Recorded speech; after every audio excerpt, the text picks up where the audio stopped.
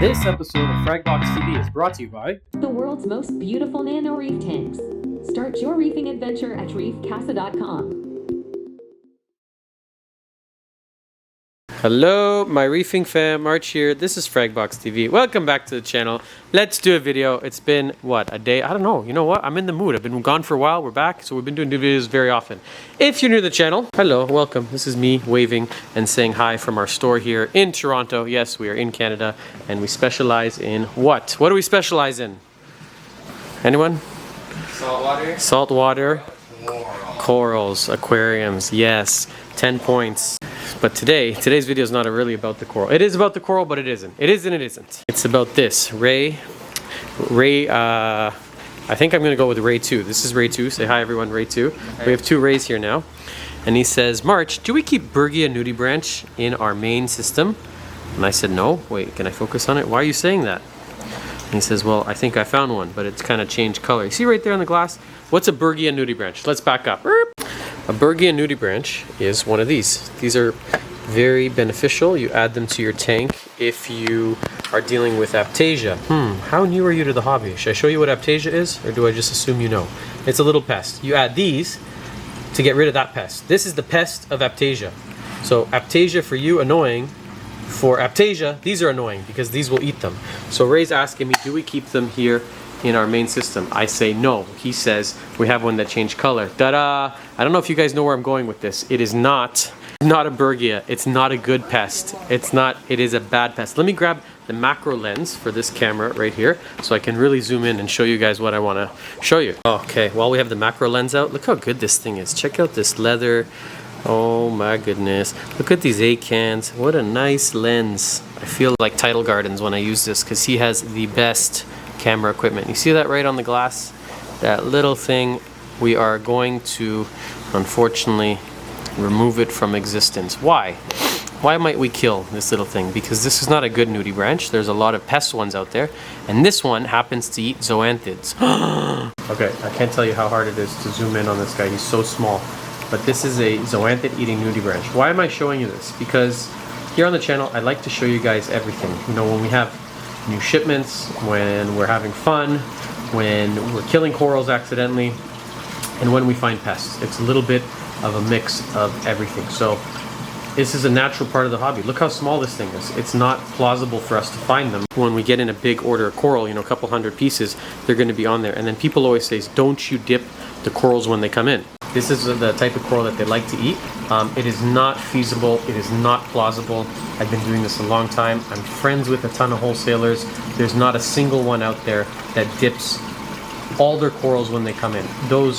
This is a shipment of LPS that came in. So there's not too much that's going to be on those, except for maybe some Euphila eating flatworms, which we visually inspect. So we're always checking out the corals. But it doesn't make sense to dip a $30,000 order of corals in order to prevent, you know, a couple microscopic pests. That's why we always recommend people to dip their corals. We will dip afterwards in the coming days, but to dip them all when they come in, it's just not feasible. So they do get through. It's just a normal part of the hobby. And, you know, even if you do dip them, the dip doesn't kill the eggs. So the eggs of those can still live buried inside the zoanthids. So for us, it's almost futile to do it. So it really falls on the hobbyist at the end of the day to be diligent. We always tell people to dip before putting them in.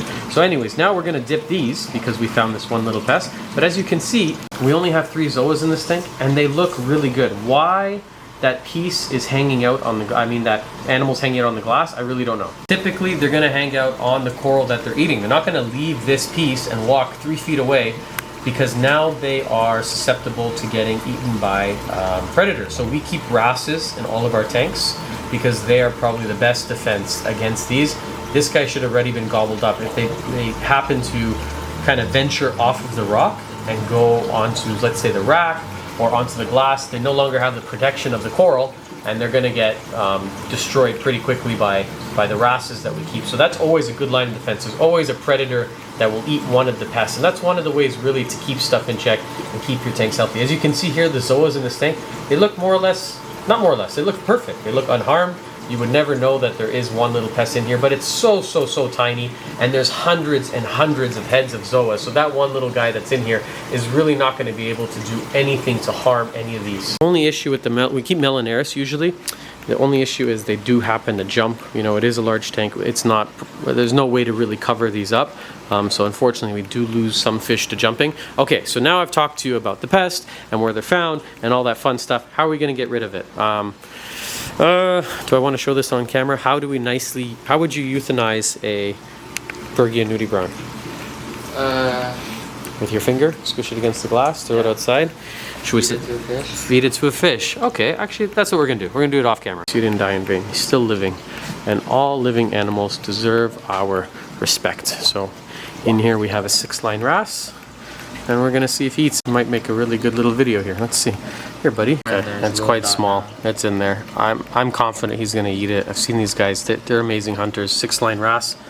Very great fish, except that they're kind of aggressive. So if you add that, it is a beautiful fish. It's readily available and inexpensive. You're not going to be able to add another wrasse. That's going to be the only one really you put in there. They are small, feisty little fuckers. So it's like a chihuahua. You know, he punches much above his weight class, much bigger fish. Usually it's within wrasses. So you don't find wrasses too often bullying outside of their species. We don't see a lot of interspecies aggression. That being said, I did have someone just call today and say his 6-line is bullying a small clownfish. So it can happen. I keep in here, I believe, 2 or 3 wrasses. You know, I haven't yellow mellow. This guy's jumped so many times. I think we're up to 6 now. And then this large one, I can never remember the name, but they get along really nicely. Yellow mellow here. Yeah, I think he's up to 6 times. We've been so lucky though. Every time he jumps, I'm in the store, so I'm able to throw him right back in. This one I've had for a while. He used to have a pair, and then this I think is a lubox. So you can see in here 3 levels of defense. I can't say enough good things about wrasses. They're so beautiful, tons of personality. The color on them is just remarkable, and they're so intelligent. The way they swim, the way they hunt, they add so much life and character to the tank. Again, the only issue is you really should have a top if you want to keep them. Okay, so enough about the fish. Now we're going to do a dip. If you want to dip your corals, what are you going to use? Just go out and get this. This is my favorite. There's a bunch on the market. I've been using this forever. Julian Sprung, what up? We're not paid to say this, but it is a really great product. 2 little fishies, Revive. If not this one, they're all really good. They all do the job. I find this one is the strongest on pests and the most gentle on corals. It also has a nice smell. It's kind of like hibiscus and turpentine, and it has directions on the back. I'm actually in the middle of prototyping a product from our Reef Casa line. What up, Reef Casa? That is a dip kit. So it's going to be like a little container with a proper little frag rack that sits in there, and it's going to be made to use with this, but I'll talk about that in another video as I continue to work on my crazy ideas. Follow the directions always. It's about, I think, 10 minutes and 4 capfuls to the gallon. If you don't want to use a gallon of water, you know, you could always just divide that, do a 1/4 gallon and do 1 capful. That's sort of the idea I'm coming out with. Okay, I'll talk about that after with that product, but we have Ray here filling up. We just use these. These are sort of like, they're from Dollarama. They're $2. They work really well, and I like that they're white because anything that comes off of it that's going to die, you can easily see it against the white background of the plastic. I've done videos like this before, but I don't think I've ever done one when I actively found a pest. But I'm almost positive. There's 800 videos out there. I'm almost positive we've done a dipping video in the past. Okay, let's grab all the zoas from this tank. So it's going to be 1. It's only a couple, really. That big mixed rock over there. 1. That's 2. That's 3. And then the 4th one, yeah, I'll take this one off your hands.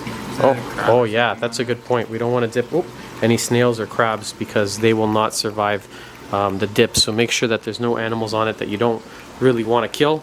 So 1, 2, 3. 1, 2, 3, 4. 1, 2, 3, 4. 1, 2, 3, 4. Okay. 1, 2, 3, 4. And we're going to do 4 caps. 4 caps of this. It's probably less than a gallon, but because it's zoas, you can overdo it. Actually, I have a little secret. I often dip zoas in lukewarm, fresh water. I know it sounds crazy, but that'll really get anything off of there, and they can absolutely survive a freshwater dip. I'm not saying you should do it. I'm just saying if I really need a potent dip, that's what I'll do. So we've added that. We'll give this a mixy mix. March's girlfriend showed up just in time. Hello, March's girlfriend. And the dog. Hi, dog. Just in time for the video. Very sophisticated mixing technique. We do this just to get it really in there. And then we're gonna give it about 10 minutes and we'll see if we see any pests or anything come up. I'm actually hoping that we find something just because it'll make for better content. I like when March's girlfriend comes here because she's so into this. But she doesn't come in often. She comes in what, maybe once every 2 weeks? Yeah. And then she's very much an animal lover. So she'll come and be like, oh my God, what's this? Oh my God, what's this? Those are yellow sea cucumbers from, I think they're from Vietnam. One of our first, not first date, maybe third or fourth date. Wasn't really sure, you know, if I was that into her or not, you know, still trying to decide. I was kind of like, you know, she's got a cute butt, but we'll see. And we came here and I think I picked up this, or it was a sponge decorator. It was a decorator. Like something kind of gross. And I went like this and I went, ooh, you want to touch it? Because I thought that she would be like startled because it's not like the most inviting sort of creature to pick up in the world, you know, it looks a little bit creepy. And she put her hand out, she went, oh my God, it's the cutest thing I've ever seen. I was like, oh damn, this chick's cool. You know what? It was cute. You know what? This might actually go somewhere. Okay, that's it for March's love life, but maybe we can show you, I don't know, what is new? Really shrimp? This is this is a shrimp. It doesn't really look like a shrimp. And people add them because they eat only one thing. They eat these lovely animals, starfish. Oh, he's missing a leg. Look at you, Stumpy. Yeah, they eat these, but there's one pest starfish that people don't like. So in order to get rid of it, they add that. Oh, that kind of goes with today's video. There's always, you know, you're dealing with an Aiptasia, add a peppermint, you can add a copperband, you can add Bergia. There's almost always something that eats something else, so you can get rid of most pests quite easily. That's why I'm always preaching about the wrasses. We don't really sell too many fish in here, but if you can find a wrasse, if you can keep one, absolutely good idea. The wrasses get our approval. Where's the butt shaking ones? The what? The shrimp. Oh, sexy shrimp. Sexy shrimp. The shrimp that shake their butt. They're really small right now. You see them? Yeah. Butt shaking there's shrimp. We could do a whole video of this. March's girlfriend reacting to funky shrimp. Let's take a look over here on our bucket and see if anything's come off yet. It's been a couple minutes. Let's see. I'm seeing a little bit of algae. It doesn't really do anything for algae. It's really just for the pests. Ooh. Okay, so one thing to note. Unfortunately, it's going to kill, or I mean, fortunately, it will get rid of the pests, but unfortunately, it will kill as well all the amphipods, all the copepods, all those good beneficial little critters. They are small invertebrates and kind of sensitive, so they are unfortunately going to go at the same time. So it's kind of not good for them because their lives are ending, but we're doing it to try and, you know, help the coral. I don't see any pests. I'm seeing lots of amphipods, but we'll give it another maybe 5-10 minutes in here. Like I said, zoanthid softies, you can kind of over dip them. You're not really going to hurt them. They are quite resilient, and it can take, sometimes not towards the end of the dip. Oh, okay, you know what? I think I see a flatworm. I don't know if it's a bad kind. It's right here in the corner. You see that? Right in the corner. It's kind of swimming around because it's dying. I feel bad even recording it.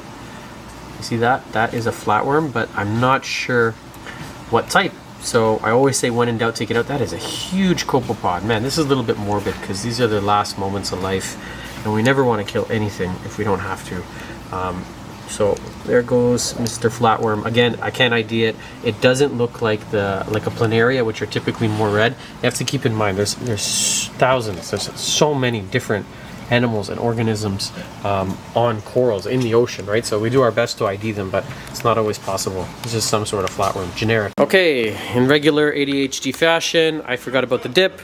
It's been 25 minutes. It's still not going to be an issue. Please, I can't stress enough, set a timer. If you're anything like me, I do not see any pests yet. What I'm going to do now, we don't want to get the dip in the water. I've done it before. It's not bad. It's just we don't want to, it's a chemical. Whatever's in there, we don't want to introduce it. So I'm going to ask Ray now to fill this up with new salt water out of the tank. And this also gives us a mini water change, you know. So if maybe you've been slacking, you're taking water out, and then you're going to want to add, you know, obviously salt water back into your tank.